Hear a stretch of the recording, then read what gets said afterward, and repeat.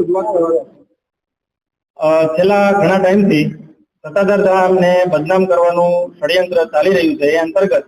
સુરત શ્યામધામ મંદિર ખાતેથી તમામ સુરતના વિવેકાનંદ વાડી, શ્યામધામ વાડી, કામરેજ સમાજ અને કતારગામ સમાજ સર્વ સાથે મળી અને આજરોજ સવારે કલેક્ટરશ્રીને પણ સુરત ખાતેથી આવેદન પત્ર આપવામાં આવ્યું હતું અને એ અંતર્ગત મુખ્યમંત્રીશ્રીને એવી રજૂઆત કરવામાં આવી છે કે છેલ્લા 6 મહિનાથી જે સત્તાધાર ધામને બદનામ કરવાનું કાવતરું જે ષડયંત્ર ચાલી રહ્યું છે તેમાં જે પણ લોકો સામેલ છે એ લોકો સામે કડકમાં કડક કાર્યવાહી કરવામાં આવે. એ જ ઉદ્દેશ સાથે સત્તાધાર સેવકો દરેક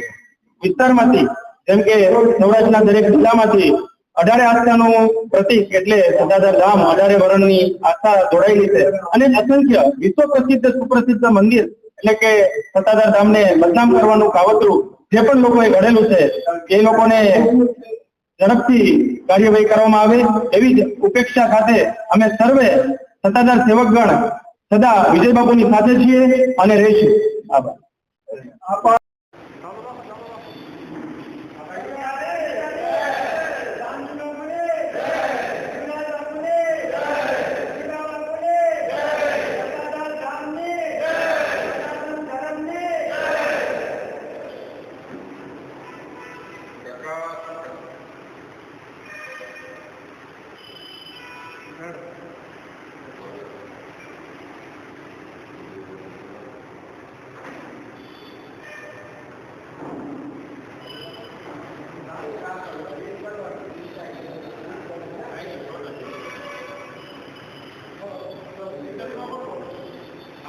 સમાજ પ્રમુખ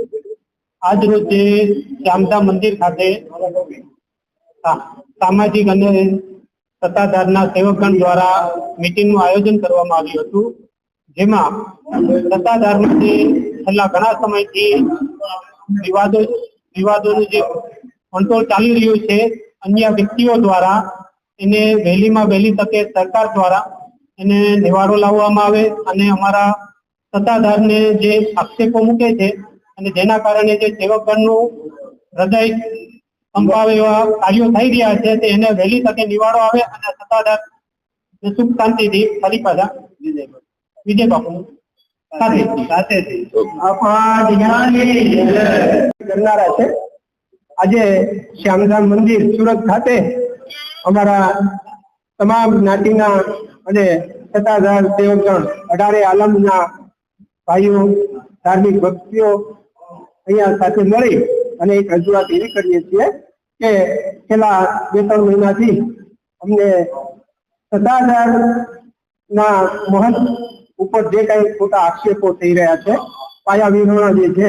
એને અમે વખોડી કાઢીએ છીએ. અમે અમારા આ આસ્થાનું કેન્દ્ર એને અમે આજે પણ એમની સાથે છીએ, આવતીકાલે પણ એમની સાથે જ રહેવાના છીએ અને અમે સરકારમાં આવી રજૂઆત એવી કરીએ છીએ કે ભાઈ આ જે અસામાજિક તત્વો જે અત્યારે સત્તાધારની જગ્યા ઉપર આવા બદનામીના આક્ષેપો કરતા હોય છે તેને તાત્કાલિક ધોરણે સજા આપે અને અમારા આસ્થાનું કેન્દ્ર એવા સત્તાધારના ધામને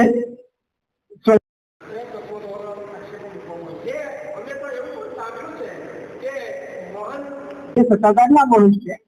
એમની સાથે જેમના કોઈ આંતરિક પેલા જે કઈ કહેવાય ને કે વિવાદો હોય તે જાહેરમાં સત્તાધારની જગ્યા ઉપર પણ આક્ષેપો કરી અને મહંતને બદનામ કરતા હોય છે. એટલે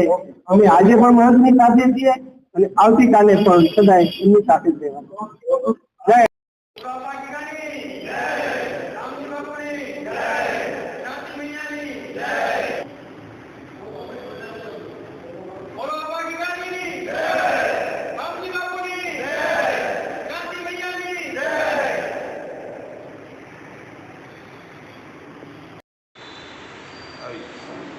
Nice.